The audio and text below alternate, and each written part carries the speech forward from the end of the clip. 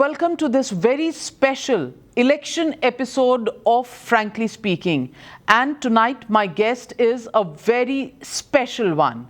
Chief Minister of Assam, Sarbananda Sonowal, joining me on Frankly Speaking on the hot seat on the day of completion of 2 rounds of polling in the state of Assam. Sarbananda जी, हमारे साथ जुड़ने के लिए आपका बहुत बहुत धन्यवाद। 2 phase की पोलिंग हो गई है। पिछली बार बीजेपी को 60 सीटें आई थी, इस बार का क्या प्रोजेक्शन है? हमारा लक्ष्य है 100+।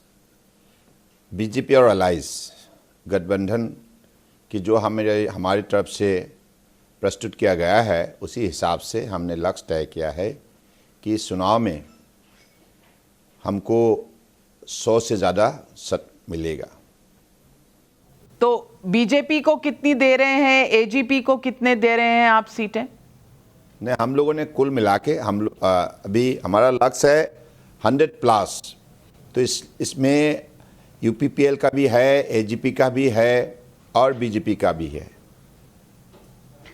सर्बानंद जी, I want to ask you very straightforward. 2 out of the 3 rounds of polling have already taken place.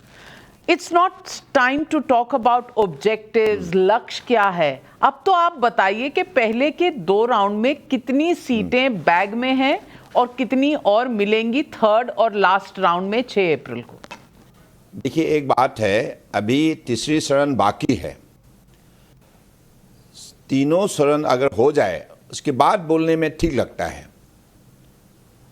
अभी दूसरे चरण का अभी भी कई पोलिंग स्टेशन में वोटिंग चल रहा है। तो इसलिए let the 3 phases of election to be completed, then I will give you perfect answer, perfect matter, close to the perfection. Mr. Sarbananda Sonowal, you have been Chief Minister of Assam for 5 years. Yet, in the current election, the BJP has not projected you as the chief ministerial candidate in the Assam elections. Why is the BJP worried if they are so confident about your performance as a chief minister? ये सवाल आप BJP की parliamentary board से कीजिएगा, क्योंकि हमारा तो लक्ष्य यही है कि पिछले 5 साल के अंदर हमने अच्छा काम किया है, लोगों को सुरक्षा दिया है, विकास दिया है और लोगों को इज्जत दिया है और लोगों का स्वाभिमान हम सही सुरक्षित किया है। तो इसलिए हमारे कार्यकाल में लोगों को सुशासन व्यवस्था भी मिला है, जिसके वजह से लोगों को इज्जत से अपने जो अधिकार उपभोग करने के लिए उनको मौका मिला है। तो इसलिए लोग खुश है और हमारा भी लक्ष्य है कि बीजेपी को दोबारा सत्ता में लाना। इसलिए इसी लक्ष्य को हासिल करने में हम लगे हुए हैं। एक सिटिंग चीफ मिनिस्टर को दोबारा ना प्रोजेक्ट करना भी तो लोगों में ये फीलिंग लाएगा that they don't have confidence in you. ऐसा नहीं है। बीजेपी पर कॉन्फिडेंस होने का मतलब हम पर कॉन्फिडेंस है, क्योंकि मैं तो बीजेपी का कार्यकर्ता हूं। पहला पहचान मैं बीजेपी का कार्यकर्ता हूं। तो इसलिए बीजेपी का कार्यकर्ता होने के नाते मुझे चीफ मिनिस्टर का 5 साल का कार्यकाल संपूर्ण करने का मौका मिला। राष्ट्रीय समिति ने, पार्लियामेंट्री बोर्ड ने ये मौका मुझे दिया और मैं निष्ठा से निभाया। और अगले 5 साल के लिए अगर हम सत्ता में बीजेपी को ला पाया, ये सबसे बड़ा सफलता है। तो यही हम लोगों का मूल लक्ष्य है। हर कार्यकर्ता इसी लक्ष्य को हासिल करने में लगे हुए हैं। That's all. Mr. Sonowal, there is a theory that is doing the rounds not just in Assam but also in New Delhi, and that theory says that you have a competitor within your own party's ranks.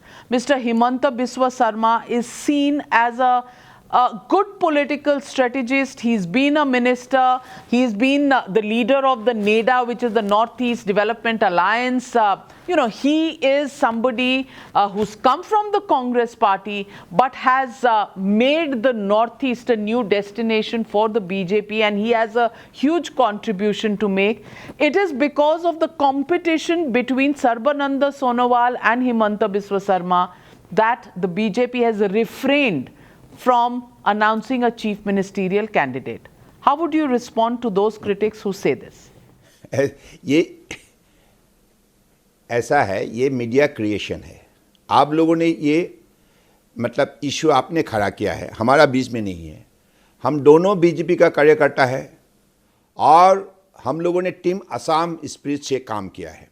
एक साथ मिलकर हमारे मंत्री परिषद की सभी सदस्य और हमारे सहयोगी एमएलए एमपी सब लोगों ने एक साथ मिलकर काम किया हमारे परम आदरणीय प्रधानमंत्री नरेंद्र मोदी जी के नेतृत्व में.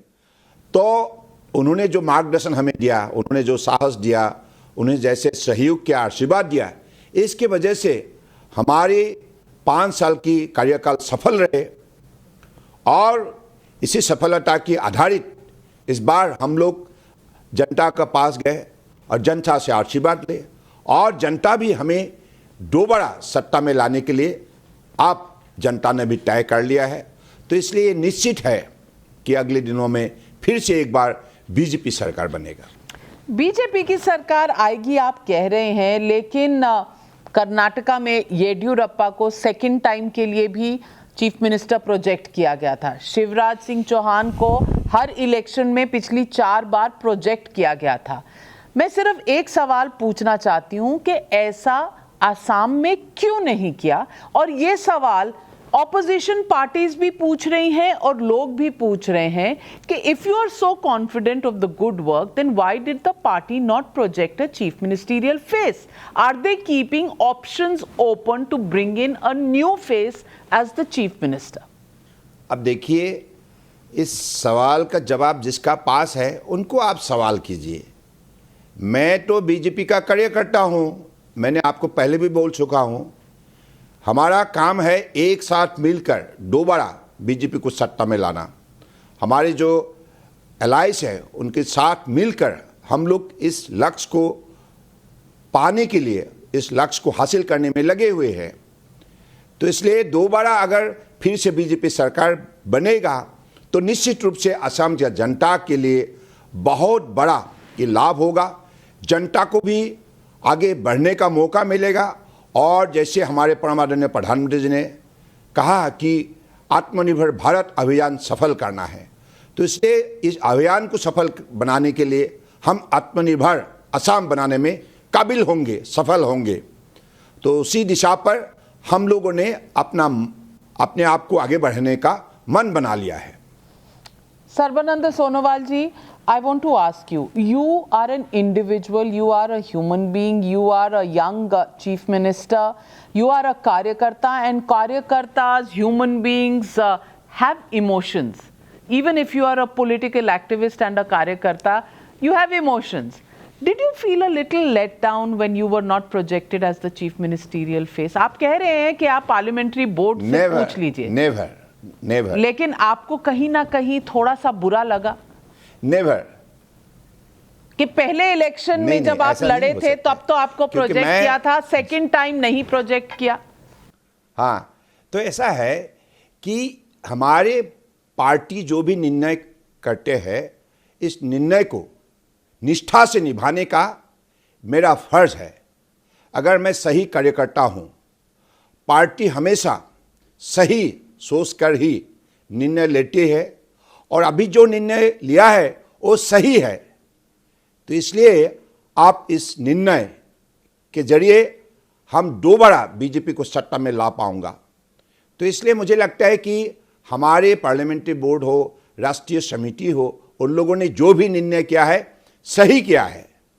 और इस निर्णय के जरिए किसी का मन में कोई दुख पहुंचने का सवाल ही खड़ा नहीं होता, क्योंकि ये तो व्यक्तिगत बात नहीं है ना. Sarbananda Sonowal as an individual, ऐसा हो ही नहीं सकता.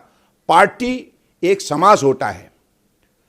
तो तो इसलिए हमारे जो भी चिंता, जो भी सोच और टीम स्पिरिट के हिसाब से होना जरूरी है, तब जाके हम पार्टी को हमारे देश की जनता की चरणों पर हम उसको निष्ठा से रख सकते हैं और जनता के हितों के लिए हम काम कर सकते हैं। तो इसलिए हमारे मन के अंदर वो सोच बनाए रखना बहुत ज़रूरी है, क्योंकि ये पार्टी हमारे बीजेपी है देश के हितों के लिए, देश की हिफाजत के लिए, जनता की मतलब उन्नति के लिए, जनता की सुरक्षा के लिए। तो इसलिए बीजेपी शुरुआत से ही हमारे देश के हितों के लिए निष्ठा से काम करते आए हैं और करते जाएंगे। समाज हमारे लिए बहुत बड़ा, हमारे लिए आदरणीय एक ये है विषय है, जो समाज को अगर हम आगे बढ़ा पाया तो ये जीवन हमारा सफल हम मानते हैं। Mr. Sarbananda Sonowal, I want to ask you, you haven't been able to keep all your alliance partners together. The Bodo People's Front has walked out of the alliance. There is an uneasy relationship between the AGP and yourself. I want to ask you, does this have any impact on the performance of the BJP, and when it comes to the final number of seats that you win, will there be a tussle? Will there be some sort of a loose kind of an arrangement where the BJP could face some problems? ऐसा नहीं है। UPPL का साथ हमारा जो रिश्ता हमने बनाया है, जो गठबंधन हमारा हो चुका है, तो पिछले चुनाव में हमने अच्छा इसमें प्रदर्शन किया है। और आपको मालूम है बीटीआर चुनाव में दोनों पार्टी ने एक साथ मिलकर हमने चुनाव में भाग लिया और हमें सफलता प्राप्त हुआ। और हमारे बीटीआर के सिर्फ प्रमोद बोरो बने, बीटीआर के मतलब यूपीपीएल का जो मुखिया है, वो सभापति है, अध्यक्ष है। तो कुल मिला के इस विधानसभा चुनाव में भी दोनों का गठबंधन जनता उसको स्वीकार करेंगे, उसको मान लेंगे और जनता का समर्थन हमारे पक्ष में होंगे, ये स्पष्ट है। What do you think about the Congress AIUDF alliance? The fact is, many people are saying कि पहले शायद कांग्रेस थोड़ी बिखरी हुई नजर आ रही थी, लेकिन as the campaign has progressed, the Congress has somewhat managed to come together, get its act together. Bhupesh Baghel, the Chief Minister of Chhattisgarh, has been camping there, and they seem to be a lot closer in the contest now. How do you see the opposition alliance and its strength? देखिए, एक बात स्पष्ट है, कांग्रेस हो या Badruddin late AIUDF, दोनों party का मकसद एक ही है, अवैध घुसपैठियों को सुरक्षा देना। और ये गठबंधन का मकसद यही है। इसलिए हम ये गठबंधन को अनहोली अलायंस मानते हैं। और जो पार्टी घुसपैठियों को मदद करते हैं, सुरक्षा देते हैं, वो देश का कभी भी शुभचिंतक नहीं हो सकता, वो देश का दुश्मन ही माना जाता है। अगर जनता को ये पता चल गया है, अगर ये दोनों सत्ता में आ गए तो देश के लिए खतरा बन सकता है, देश का एकता और अखंडता के लिए खतरा बन सकता है। इसलिए असम का जनता किसी भी हालत में ये गठबंधन को स्वीकार नहीं करेंगे, मान्यता नहीं देंगे, सपोर्ट नहीं करेंगे।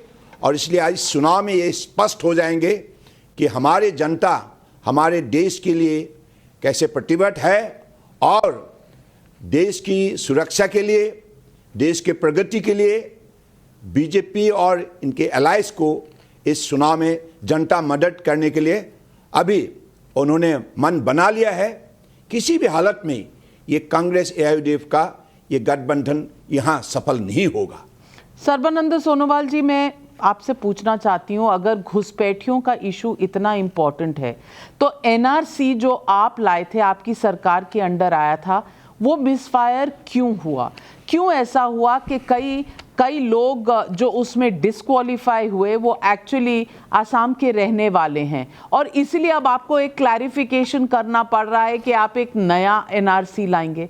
ऐसा आपके ऊपर लोगों को भरोसा क्यों रहेगा कि आप अच्छा एनआरसी लाएंगे जो कांग्रेस नहीं ला सकती? हम लाएंगे क्योंकि हमारा मकसद स्पष्ट है, हमारा लक्ष्य स्पष्ट है, हमारा इरादा भी सही है।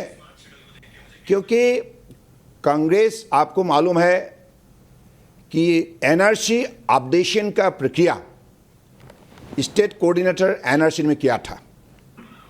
ये राज्य सरकार हमारा सीमित भूमिका थी। आपको भी मालूम है सुप्रीम कोर्ट की स्ट्रिक्ट सुपरविजन में एनआरसी का अपडेशन प्रक्रिया को आगे बढ़ाया गया था और स्टेट कोऑर्डिनेशन ने सारे प्रक्रिया को आगे बढ़ाया था। और इस सिलसिले में हमें जो जिम्मेदारी दिया गया था उसी हिसाब से राज्य सरकार की तरफ से हमने 55,000 कर्मचारी और अधिकारी को इस काम के लिए नियुक्त किया था। और दूसरी तरफ लॉ एंड ऑर्डर सिचुएशन को हमने बढ़िया से मेंटेन किया था ताकि एनआरसी अपडेशन प्रक्रिया में कोई डिस्टर्ब ना हो। आखिर में स्टेट कोऑर्डिनेशन एनआरसी ने की तरफ से जो भी एनआरसी फाइनल रिपोर्ट उन्होंने पब्लिश किया तो इसमें काफ़ी गलतियां थी। लोगों ने काफ़ी शिकायत डाले और इसलिए हम लोगों ने सुप्रीम कोर्ट में एक एफिडेविट भी फाइल किया था। उस एफिडेविट में हमने यही प्रे किया था कि एनआरसी को सही बनाने के लिए जहां इंडो बांग्ला बॉर्डर जहां जहां जिले हैं, इस जिले के लिए 20% रिवेरिफिकेशन का इजाज़त दिया जाए और बाकी जिले में 10% का रिवेरिफिकेशन का इजाज़त दिया जाए। तो ये जो हमारा प्रेयर, इस प्रेयर अभी भी स्टैंड है। तो इसलिए हम चाहते हैं कि असम के जनता ने इस एनआरसी को मानने के लिए तैयार नहीं है, हम भी नहीं है। इसलिए अगली हमारा जब सरकार बनेगा तब हमने एक ऐसा एनआरसी प्रस्तुत करेंगे जहां एक भी घुसपैठियों का नाम नहीं रहेगा और सिर्फ हमारे बोनाफाइड इंडियन सिटीजन का ही नाम रहेगा। ऐसा ही एनआरसी लोगों का अपेक्षा है, लोगों का उम्मीद है। पर ये एनआरसी का जो प्रक्रिया लोगों को समझ में नहीं आया। 40 million we were told people are actually illegal immigrants. That has not been borne out and many bona fide citizens have been kept out. दूसरी तरफ जो CAA है, CAA की बात बंगाल में होती है, आसाम में नहीं होती। CAA लॉ बन गया है, उससे आप घुसपैठियों को रोक सकते हैं लेकिन हिंदू माइग्रेंट्स को अंदर ले सकते हैं, लेकिन आसाम को वो भी नहीं एक्सेप्टेबल है। तो आसाम में बीजेपी चुप रहती है, वेस्ट बंगाल में बोलती है कि पहली कैबिनेट मीटिंग में अगर हम पावर में आएंगे तो हम सीएए को मंजूरी देंगे। ये double game BJP different states में क्यों खेल रही है? कोई डबल गेम नहीं है। हमने जैसे कहा एनआरसी, हम सही एनआरसी प्रस्तुत हम करेंगे। दूसरी बात, सीए के सिलसिले में जनता के मन में कोई भी कन्फ्यूजन नहीं है। असम के जनता का मानना है कि सीए लागू होने से भी यहाँ कोई नुकसान नहीं होगा। असम की जो इंडिजिनियस लोग हैं, असमिया लोगों का अस्तित्व कभी भी बर्बाद नहीं होगा, सही सुरक्षित रहेगा। ये लोगों का मानना है कि कांग्रेस ने और बाकी अलग अलग पार्टियों ने जो सीए के बारे में गलत आंकड़ा देकर जो बयान दिया था, बाद में असम का जनता को पता चल गया। क्योंकि मैं 2 रेफरेंस लेना चाहता हूं। सीए को मूल मुद्दा बना के कांग्रेस और बाकी पार्टियों ने, विरोधी पार्टियों ने पंचायत चुनाव में हमारा खिलाफ घर घर गया था और बोला था कि बीजेपी को वोट मत डालो क्योंकि बीजेपी सीए ला रहा है, सीए ऐसा नुकसान होगा, ये होगा, वो होगा, 1 करोड़ आएगा, 2 करोड़ आएगा, ऐसे मतलब गलत बयान देकर लोगों का बीच में भ्रम पैदा करने के लिए कोशिश किया था। तो बाद में पंचायत चुनाव में असम के जनता ने हमारा बयान को ही मान्यता दिया और हमें बहुमत दिया। और दूसरी बार 2019 में जब लोकसभा चुनाव हुए, उसी चुनाव में भी कांग्रेस ने उसी मतलब स्ट्रैटेजी अपनाया था, विरोधियों ने अपनाया था। बाद में अधिक मतलब जनता का जो भी सपोर्ट हमारे पक्ष में खड़ा हुआ।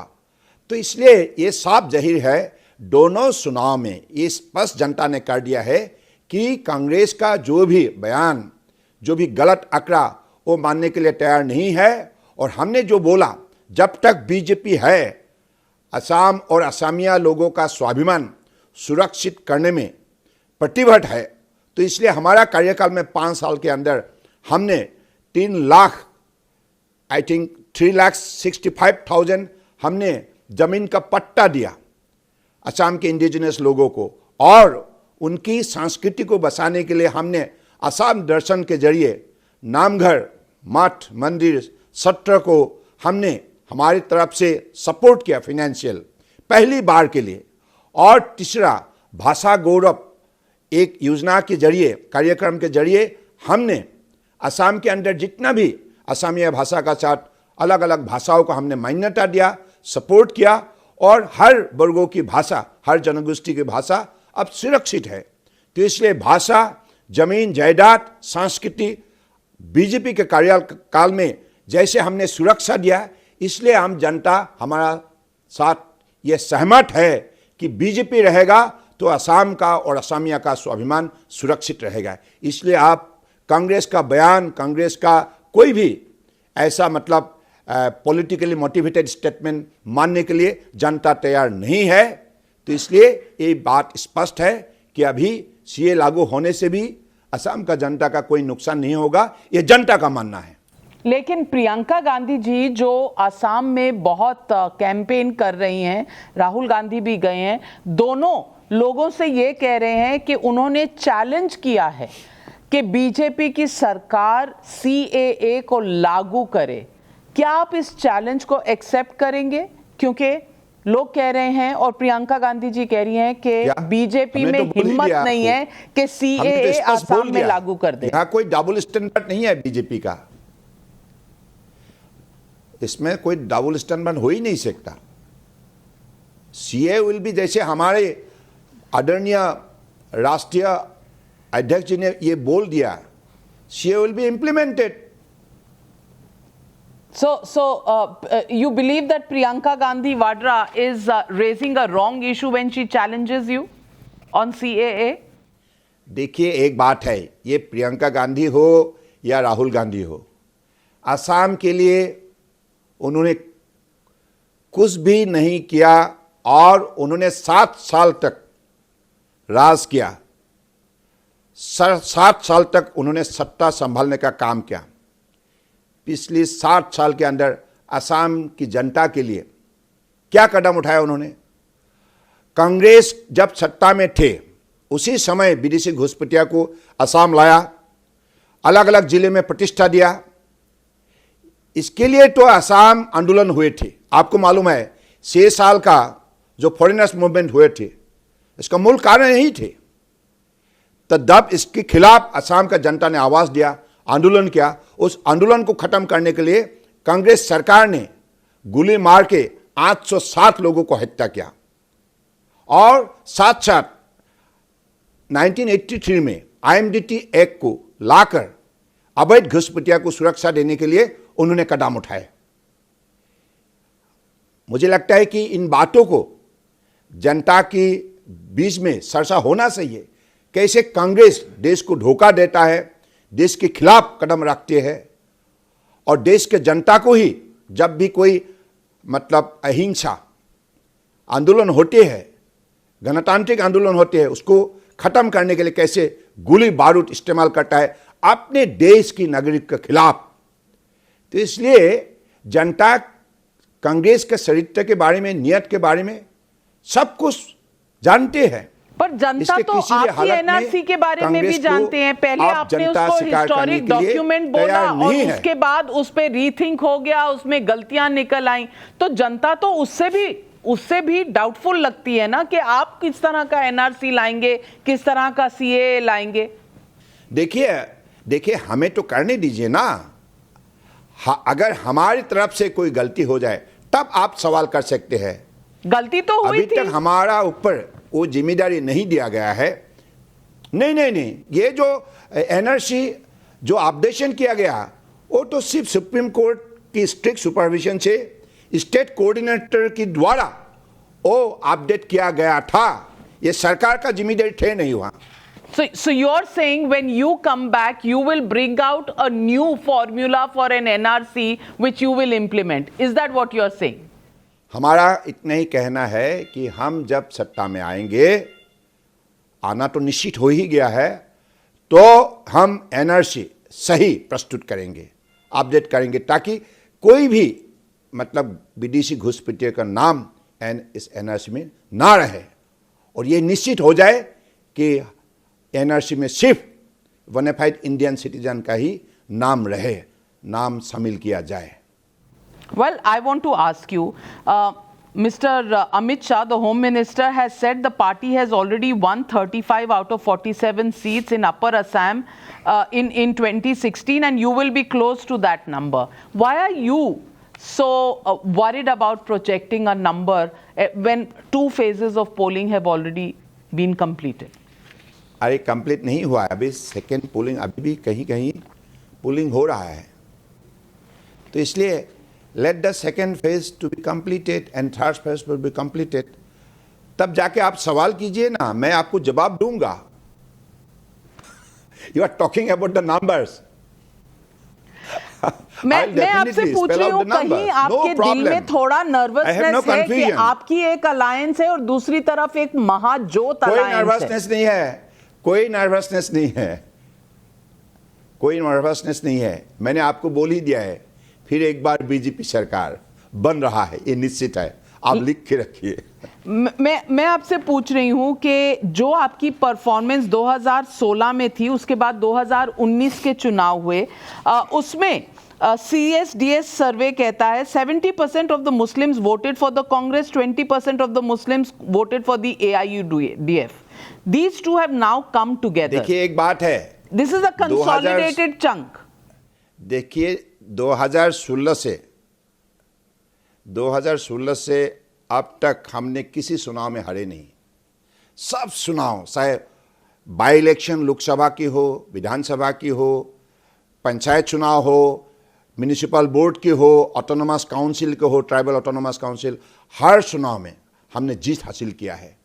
तो इसलिए हमारे परफॉर्मेंस के हिसाब से जनता ने हमें ये सपोर्ट देते आए हैं और देते जाएंगे, ये स्पष्ट है, क्योंकि जनता को भी मालूम हो ही गया है बीजेपी जिस हिसाब से हमने सरकार चलाए, और जनता को हमने, सबसे बड़ी बात है, असम के अंदर शांति व्यवस्था को मजबूत किया. शांति, सुरक्षा और विकास, ये मूल जो हमने माहौल जनता को देने में सफल हुए, इसके वजह से आज जनता खुश है, और जनता कोई भी अलग पार्टी का सरकार किसी भी हालत में मानने के लिए तैयार नहीं है. इसलिए कांग्रेस को उन्होंने 7 साल कांग्रेस को देखा, 7 साल के अंदर कांग्रेस ने जो अशांति पैदा किया असम के अंदर, इसके लिए किसी भी हालत में अलग पार्टी को देखेगा नहीं, सिर्फ बीजेपी को ही देखेगा, और बीजेपी को ही सत्ता में लाने का काम जनता करेंगे, ये निश्चित है. आप और हिमंत बिस्वा शर्मा दोनों कहते हैं कि आपकी पार्टी को माइनॉरिटी वोट्स भी मिलेंगे. मैं पूछना चाहती हूं, ये आपकी उम्मीद है? इज दिस योर होप, और do you have any specific support that's coming in from Muslims? Because otherwise 90% of the Muslim votes as per the 2019 Lok Sabha elections will go to the AIUDF or the Congress party, because that's what the numbers and the statistics have shown in the last election of Lok Sabha. So I'm asking you, does this minority vote hold the key to the elections in Assam?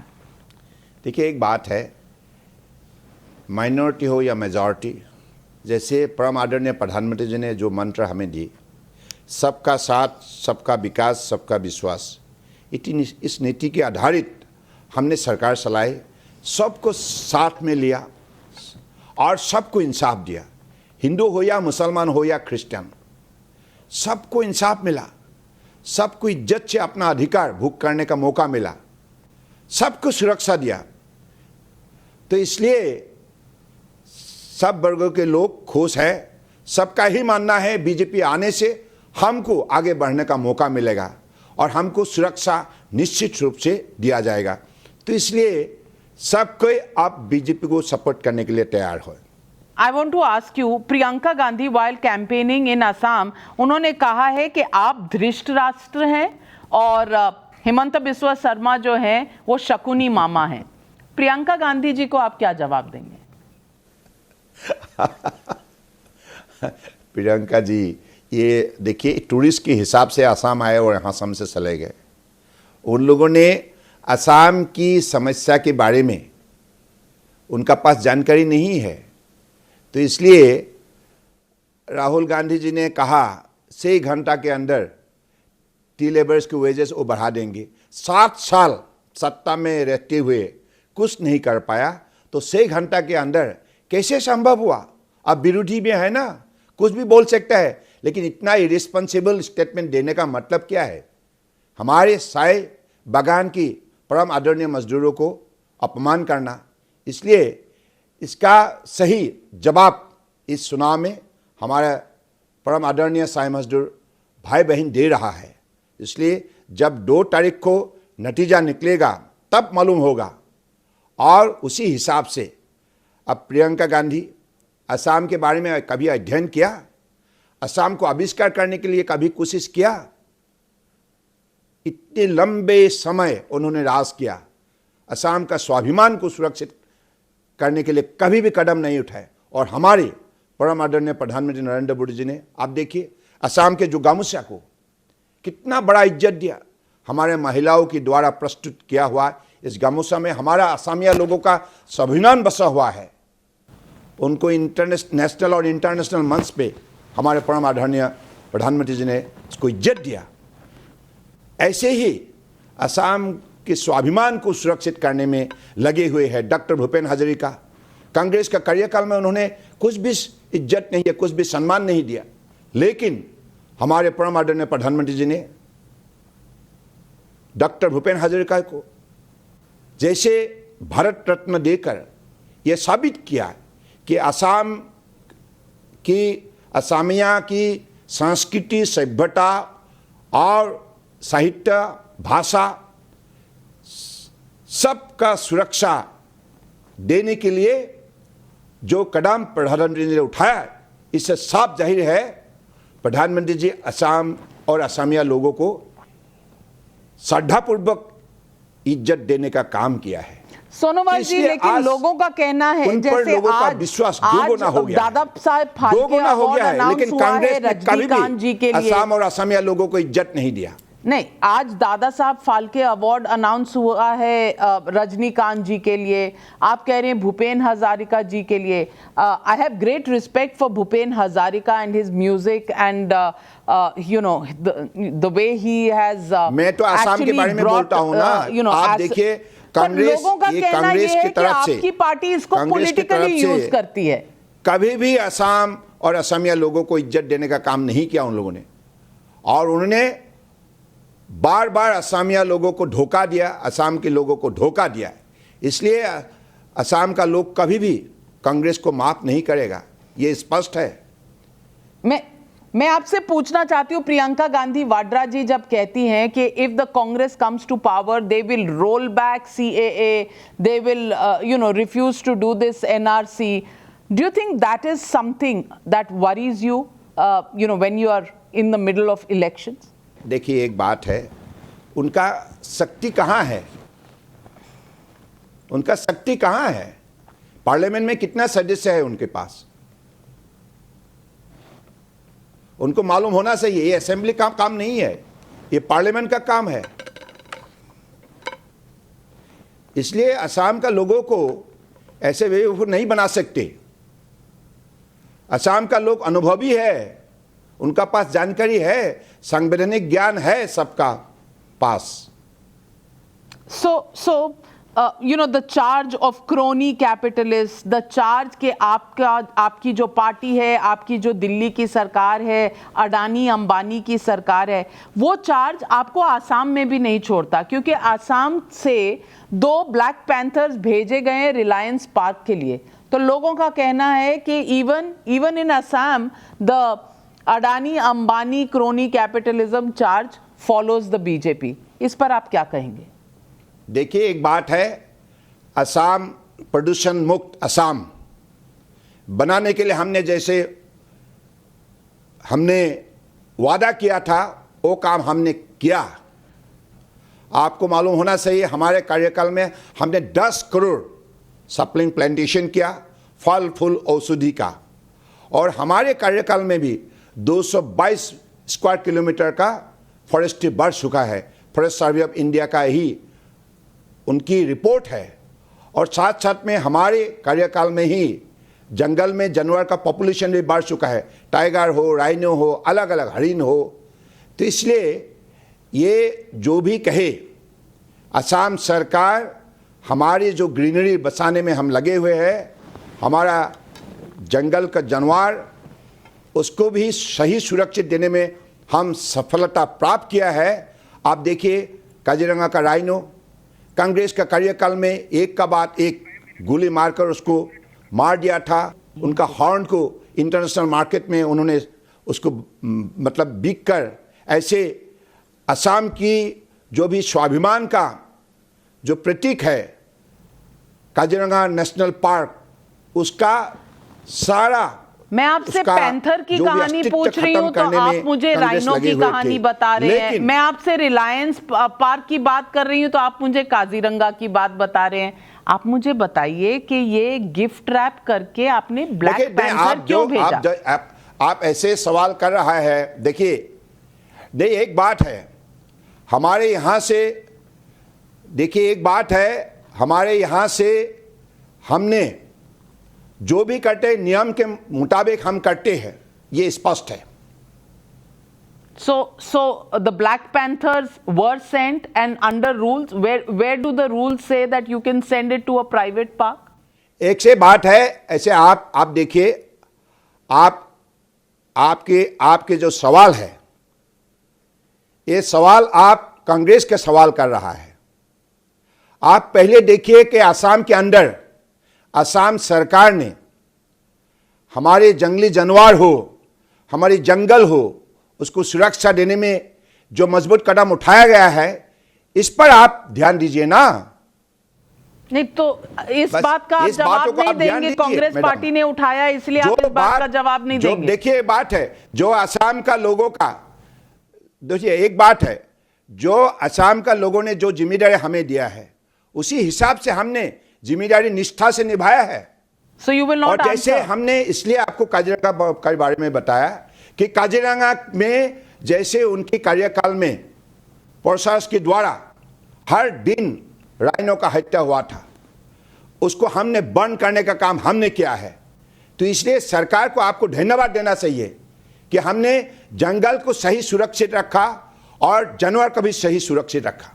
और black panther के बारे में कौन धन्यवाद देगा? नहीं, आप ये सवाल आपने किया है, इस सवाल का जवाब आपके पास होंगे। लेकिन मैं इतना ही कहूंगा, मैं जो काम किया, असम का जनता अभी हमारे काम पर खुश है।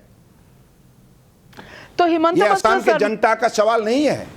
मैं सर्बानंद जी आपसे पूछना चाहती हूँ, दोबारा उस बात पे आती हूँ that if the government has been a performing government, if you have won all elections in the last 5 years, if you have performed and fulfilled the people's aspirations, then why is there hesitation in projecting you as a second time chief minister? It's a basic question that people have asked. आप देखिए एक बात है, ये आपके channel को इतना दिक्कत क्यों हो रहा है, मीडिया को क्यों दिक्कत हो रहा है? क्योंकि अगर आपने अच्छा काम किया तो आपको प्रोजेक्ट करना चाहिए। दिक्कत हमारे यहाँ सवाल खड़ा नहीं हुआ है। ये प्रोजेक्ट आपको क्या क्यों लगता है? ये आपका, मुझे ऐसा लगता है कि मीडिया इस क्रिएटेड इशू है। ये आप बार बार इसको आप सवाल ऐसे खड़ा करते हैं, मुझे लगता है कि आपका दिल में दर्द है। हमारे यहाँ कोई दर्द नहीं है। मैं बीजेपी का कार्यकर्ता हूँ, फिर से मैं देना चाहता हूँ, मैं बीजेपी का कार्यकर्ता के हिसाब से तो अपना जीवन शुरू किया था बीजेपी में। हाँ, तो उसी समय में क्या था, I was a simple workers in BJP and from that level I was made 2 time party president, 1 time union minister, then chief minister. Party ने मुझे सब कुछ दिया है अभी हमारी तरफ से पार्टी को देना चाहिए, क्योंकि पार्टी देश के लिए काम करता है, देश के लिए पार्टी प्रतिबद्ध है। तो इसलिए पार्टी कार्यकर्ता होने के नाते दोबारा बीजेपी को सत्ता में लाने का काम करने में मैं लगी हुई हूं अपने सहयोगी के साथ। Team Assam under the dynamic leadership of हमारे टीम इंडिया का कैप्टन, हमारे लीडर्स, परम आदरणीय प्रधानमंत्री Narendra Modi ji. Mr. Sarbananda Sonowal, I want to ask you a question of difficulties that people are facing, whether it is the issue of fuel prices, whether it is the issue of corona, loss of jobs, whether it is the issue of people losing their livelihoods, whether it is the issue of poverty, whether it was yesterday's announcement of reducing the rate of interest on small savings. Have these been issues that the BJP has been able to address to the people of Assam? देखिए, असम की जनता के लिए हमने जो भी कदम उठाए, ये कदम with transparency and accountability हमने उठाए। जनता को भी मालूम है, किसी चीज़ को हमने जनता से नहीं छुपाया। Taking the people into confidence, we have implemented our all the scheme and peoples are happy. People got better service from us. That is why they are with us. So you're saying high petrol prices, high diesel prices, high LPG prices are not an issue? अभी असम का जनता ने अब तक जैसे हमें सहयोग किया है, इसलिए साफ जाहिर है जनता इस with us। ये तो कोई ऐसा नहीं है कि हमेशा के लिए बढ़ते रहेगा, फिर से उसको घटाया जाता है। ये तो अप्स एंड डाउन होते रहता है, जनता को भी मालूम है। प्रियंका गांधी जी कहती हैं कि यहाँ नौकरी की बहुत प्रॉब्लम है और जब असम में अगर कांग्रेस की सरकार आएगी तो she will give 5 lakh government jobs. How do you respond to this promise? Congress always make commitment और make promises only to be forgotten and betrayed, that's all। लेकिन हम लोग जो भी लोगों को वादा करते हैं वो निष्ठा से हम निभाते हैं। तो हमारा संकल्प पत्र में जो भी लिखा है, मैनिफेस्टो में, हर बिंदु को निष्ठा से निभाया जाएगा, लागू किया जाएगा, जिससे जनता को लाभ होगा। Sarbananda Sonowal ji, do you think the contest between the BJP and the Mahajot has closed up in the recent weeks as compared to what you originally thought?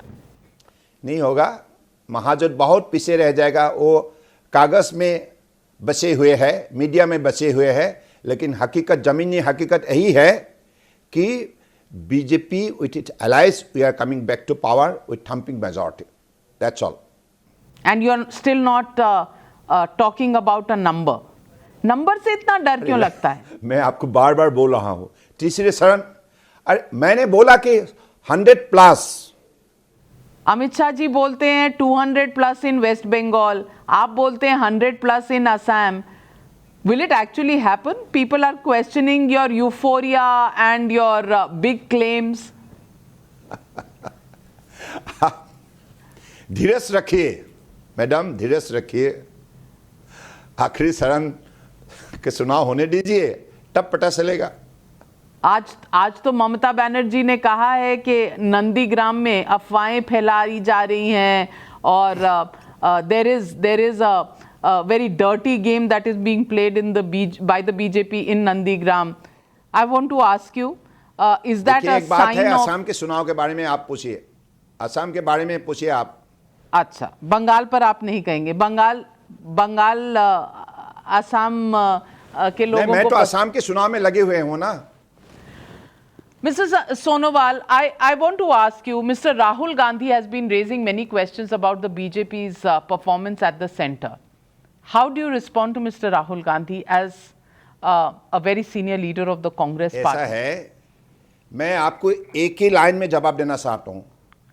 Congress बहुत साल तक राज किया, उन्होंने क्या किया लोगों का पास उसका खबर है, आंकड़ा भी है, रिपोर्ट भी है। आप कांग्रेस का वो शक्ति नहीं रहा। जनता ने ना कहा कांग्रेस को इनकार किया है। वो चिल्ला रहा है, चिल्लाने के लिए तो उनका पास अधिकार है, लेकिन मैं स्पष्ट बोलना चाहता हूं, कांग्रेस का पास ना नेता है, ना नीति है, ना नियत है। तो इसलिए कांग्रेस, अब देश के जनता कांग्रेस पर कुछ भी उम्मीद नहीं रखती।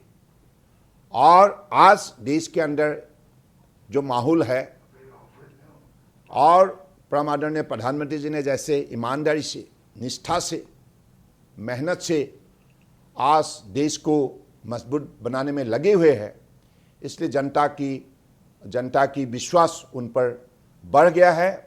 और खास करके असम और नॉर्थ ईस्ट, हम लोगों ने तो उनके कार्यकाल में जो सपोर्ट हमें उन्होंने दिया है और जो ध्यान नॉर्थ ईस्ट को आगे बढ़ाने के लिए मोदी जी ने दिया है, तो इसलिए असम और नॉर्थ ईस्ट के लोग हमेशा उन पर विश्वास रखते हैं। और सबका मानना ही है कि अगर पिछले 70 साल के अंदर किसी ने सबसे ज़्यादा ध्यान दिया नॉर्थ ईस्ट को, वो नरेंद्र मोदी जी है, बीजेपी लेड एनडीए गवर्नमेंट है। That's all. Well, on that note, Mr. Sarbananda Sonowal, I wish you the very best in the elections. As they always say, may the best team win. We look forward to your career graph. आप दोबारा chief minister बनते हैं या कुछ और होता है, BJP आती है, महाजोत आती है, ये सब जनता तय करेगी 2 मई को। और हम उम्मीद करते हैं कि 2 मई को हम आपसे दोबारा बात करेंगे। Thank you very much for joining me on Frankly Speaking.